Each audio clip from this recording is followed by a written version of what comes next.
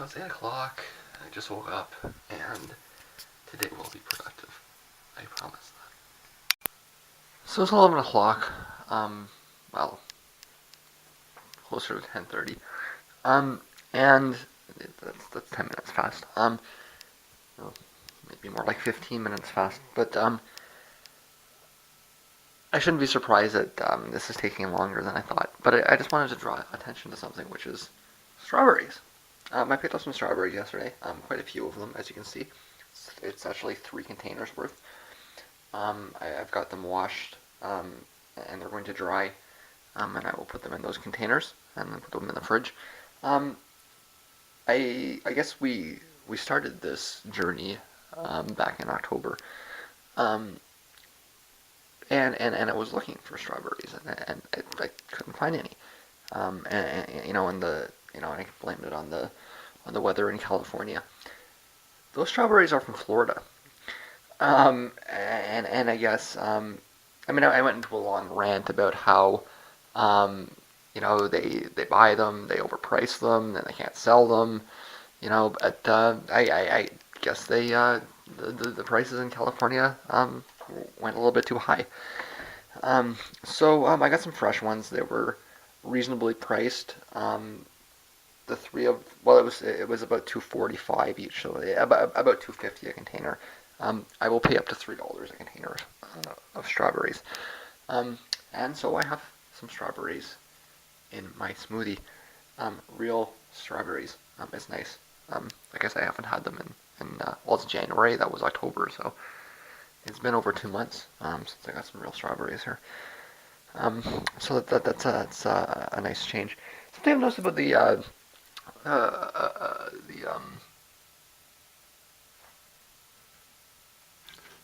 a few in there that aren't so good. That will happen. Deal with that later. The Florida strawberries are shaped differently. They're like droopy, rather than your normal looking California strawberries. And something that a lot of people, I'm just old enough to remember actually buying local strawberries. You can't even find them here anymore. But we do have a strawberry season here in Canada. It's short, and they're actually very small. They're like almost they're the size of larger raspberries. Anyways, the archetypal strawberry is not the only strawberry. That's just a California strawberry. That there is a Florida strawberry, and like I say, the Ontario strawberries, just because the growing season is so short in Canada, they're like large raspberries, or maybe the size of cherries even. Like they're small, and they're more like berryish. Like a raspberry or like a cherry, in the sense that they're rounder. But like I say, you can't even. If you go to the markets, like the farmer markets, then But that's like the stores don't carry them because they're so small, and they don't look like the archetypal strawberry that people want to see from on TV. Anyways, like I say, it's almost 11, or maybe a little bit closer to 10:30. And what did I get done today? I was hoping I would get more done today. I don't want to say it wasn't productive because I did do quite a bit of work. It's just that the segues have required a lot more effort than I thought. The first one, track 7, the A Psycho Kills a Cow track, which I plugged in between the opening sequence on the record and the extended version of Schizoid, which also includes Terrorists. It's just like minute-long sample collage that I created, and then, well, it was in '97 that I created it, out of 8-bit WAV files using the Windows 95 sound editor. I've talked about this on the internet a few times. It's available in various rants. And just trying to get the gloss so that it fit, and that I was able to pull out all the different sounds on it. It's actually a fairly complex little piece. There's a lot jam packed into that minute. But all I like the source I had, there was the. I'm noticing this, I knew the CD burn was bad, but I mean, like, the on track after track, the MP3s that I have saved from the period sound better than the CD burn, and the MP3s were like 112 kpbs, and they sound better than the CD burn. I mean, like, I really fucked these files up badly. Um, so what did I do? I ran it through like a Mackie low boost. Um, this was a long time ago. Like, I'm just sort of like remembering kind of thing. And it was some kind of low boost. And more importantly than the low boost, it was a high cut. Um, so I ran it through a through a high pass, I guess, or is it a low pass? I always get those mixed up. The one where the highs go away and the lows get exaggerated. So I got more crispness out of the MP3. But at the same time, I mean, this one was actually a 56 kpbs mono MP3. That's like 70s technology. Like, I mean, like forget 90s. This is like 70s technology, right? It's like Amiga type shit here. It's the kind of thing that you'd associate with those giant floppy drives and uh, like really old. Like that's the kind of thing that like Peter Gabriel was working on, with his sampling system in like 1981. Like that I mean, that's the quality that it was in. And that's what I had to work with. So I had to layer it repeatedly, run it through multiple different equalizers just to pull up the different parts, cut it up, and it took all morning. Um, it just did. And then this afternoon, I've been working on the next seg, which is track 11, which is called War. Um, there's a couple different versions of this. One of the, in fact, I actually kind of like the fact that I've changed this dramatically. Um, it was the case that the version on the record was the same as the version on the resampled EP. That is not true anymore. So the original version is on the resampled EP. It's the old '97 version. It's just decoded directly from that ancient MP3, mono MP3 way back in the day, and just uploaded as is. That's the version on resampled, which is what that was supposed to be. There's also a modded version on a Warning EP, which I'll get to when I get there. It was a project that I did in the 12th grade. Um, just to get some context here, the music that I'm doing right now was done in the 11th grade. Um, that's the music that I'm fixing. Um, I did go over this once before. I actually made it all the way up to 2004. But I had to go back because I realized that my source tapes were better than I thought, and I could reproduce this, so I should. Um, when I get through this kind of hump, I'm going to jump pretty quickly from like 1999 to 2004. So I mean, like all that stuff's all done, and I'll be able to kind of move forward from there. So um, yeah, so the original file is still available, still exists. Um, but I had to. There was a long sample at the beginning of it from, I don't know what it was from. I downloaded it somewhere, from some website. Back in the '90s, they had these websites all over the place, like on like GeoCities. Yeah, GeoCities. You're old when you can remember GeoCities, huh? Um, Nobody under 30 has ever seen a GeoCities site. Um, it, yeah, age yourself. Feel old. You feel old? Yeah? GeoCities? Yeah? Yeah, good. So, sites like this, or like Fortune City, or these other web pages that existed at the time. Just people, they would put up, wave files of Simpsons episodes or Disney cartoons, and I got it from something like that. In fact, judging from the other samples I was using, it probably came from a Simpsons episode. It's probably some skit that they did. I have no I don't know where it came from, but it's pretty clear that it was used in some context. Like it sounds like the Bambi theme or something. Like it sounds like a Disney film. Um, and for the sample art stuff, that's fine.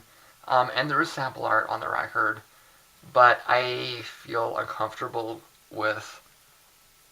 See. This is being fixed, and when it's fixed, like I'm going to conceive of this record as a full-fledged, completed modern record of mine. It will be a important part of my discography as my first full official record. It will be. I will consider it every bit as valid as any of my other full records, and I have a bit of an issue with leaving that there. Not. I mean, there is a financial issue. I mean, I can't just take, you know, 2 minutes out of a Disney film soundtrack and sell it, right? Although I have. I haven't made very much money. Off of that particular track, I don't think I've made any money at all. So, it's up for sale anyways. I don't think I've sold any. But I can't put that on my record. I mean, it was on the record when it was full of all kinds of bad samples and stupid lyrics and everything else, but it's being fixed. And a part of that process of fixing this needs to be to deal with that. I didn't really, like, it didn't cross my mind until I came face to face with it, and I realized, shit, I gotta deal with this. So that's what I spent the afternoon doing. I have a mix put together. I tried to make it so that it would be something that I would have done at the time. So I took that sample and I screwed the hell out of it. It's cut up and backwards and sped up and slowed down and run through effects processes and anything you can imagine. I'm not convinced I'm done yet, but I do think that's pretty close. And I've kind of stalled on the second part of it, which is a drum-driven. The version of the initial record was just like a drum collage with sounds of ping noises and that kind of thing, just kind of strange sound effects. There was another version, and I ended up putting it on my Rejected EP. It's the one with the. This is my favorite album cover, even though it's the Rejected songs. It's the Station of the Cross where Jesus gets attacked with the spears. Everyone's rejecting him. What is it? Station 12. I was never a practicing Christian. I went to a Catholic school, so I learned it like I would study anthropology kind of thing, right? I mean, I'm knowledgeable because I went to the school and I had to learn it to pass the courses, and school was important to me when I was a kid, so I did it. But so all very sacrilegious, and this idea of the tracks that I'm rejecting connected to the album cover of The Station of the Cross, where Jesus, I love this. This is definitely my favorite album cover. So the version was put on there. I pulled it off of the tape back in December of 2014 when I was first digitizing it. And there was a guitar part and a bass part. I had left them out initially because there was a lot of tape noise, and there was a vocal part that was stupid, and even at the time I thought it was stupid. In fact, I was trolling openly, and I thought I had put this on the record. So I'll just leave the sample collage that I had on my hard drive without bothering to send the track out. I have all the files available to me now. The guitars and the bass. So I've been trying to work with that. The mix has been a little messy. It's required, expanding and compressing some files, and it's always messy. So again, it's just taking. I mean, I got a lot. I actually did get quite a bit done today. It's just there's not a lot to show for it because it was all the production back end kind of stuff. I think that once I get past that, once I get past 11, I've decided that 12 is done. Like I don't have to do anything to it. I just have to upload it. Just because on the initial record 12 was just the song, and here 12 is just the song, so it's just a straight upload. 13 is it was a sequence of rising.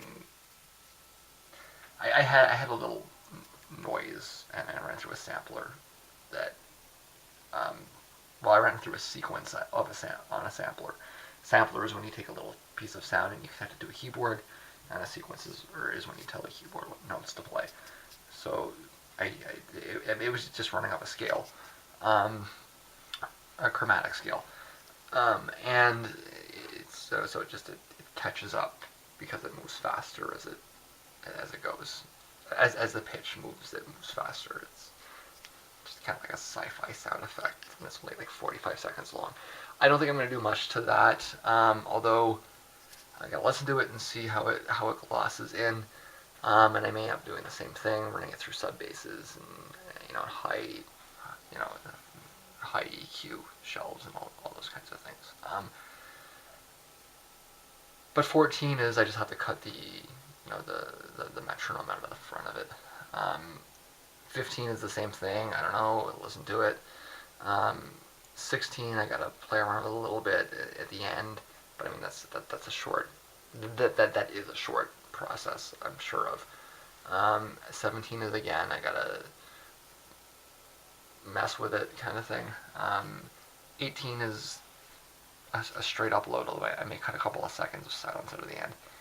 And I don't know about 19 either. So what's left is really just the segs. The way the record was constructed was that there was a song. Well, it was actually the other way around. There was a seg and then a song, and then a seg and then a song, right? So every even numbered track was a song, and every odd numbered track was a sample collage or just a piece of noise. It was very Pythagorean of me, without realizing that. The even numbers are the preferred numbers, whereas the odd numbers are the very strange ones that you want to avoid because they're evil. Except one, which is neither even nor odd, because Pythagoreans just weren't that far advanced in number theory to realize that one is in fact an odd number. Not neither even nor odd, but strictly odd. Very odd. Anyways, that's what I've got to do. It's just all of these things. I just need to master them, which means layering them on top of each other, or layering it on top of itself through different EQs, and then put through a mastering plugin in order so that it sounds good in sequence. Because they're all going to sound really flat in comparison to the now very good sounding actual songs. And you know exactly what to do. I might come up with a kind of a formula, and I might just kind of use that kind of formula, but I'm not there yet. And at least for this one, it required a substantial rethink, and this is going to be a completely different song, basically. It's actually going to be closest. Well, actually, it's not even true either.